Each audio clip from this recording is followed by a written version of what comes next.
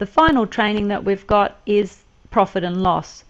It's this last section in the main screen here. So the word profit simply means that we've got more money left over at the end of the week than what we spent. And if we make a loss, it means we spent more, so we end up owing someone some money. So what we'll do here is we'll have a quick look at the subtotals, and then we'll have a look at the report itself.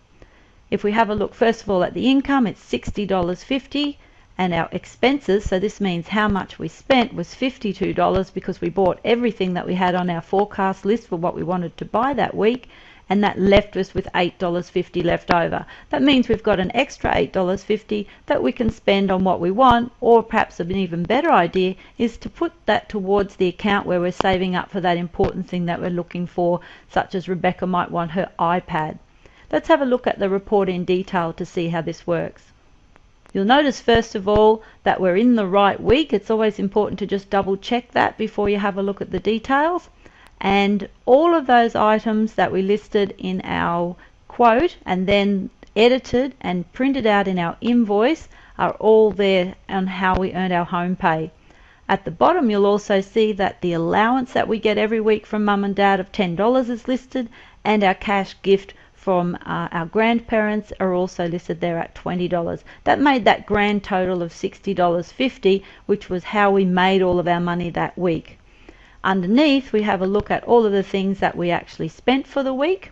So it was our lunch money at school, the DVD we got to buy for our birthday, the education account deposit that we're saving up for when we want to buy a new book or do a course, our mobile phone payment, and our next goal account where we're saving up for the iPad. So they all came up to $52, so they're taken away from or minus the $60.50, and that left us with a positive amount of $8.50. If that leaves a positive number down there, then that means we've made a profit. If that number came out with a minus in front, that means we would have lost money, and that's not a good place to be. We're actually always trying to make more money than we'll actually spend. Again, you can actually print this one out if you'd like to, and you might like to put it in your ring binder as well, just to keep track of how well you're doing, to show that you're actually on track with maybe saving for bigger items as you want to do.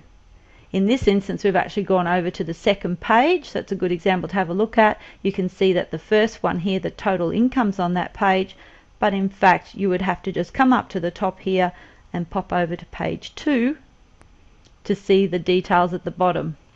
Again, if you're a bit of a whiz on the computer already, you might like to change this file to an Excel file, which makes it an Excel spreadsheet.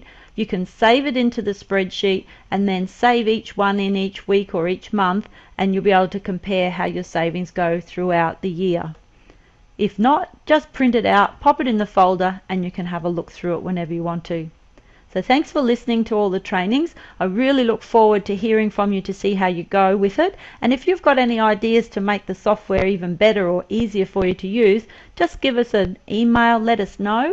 Our email address is info@moneytoolkits.com. Bye for now.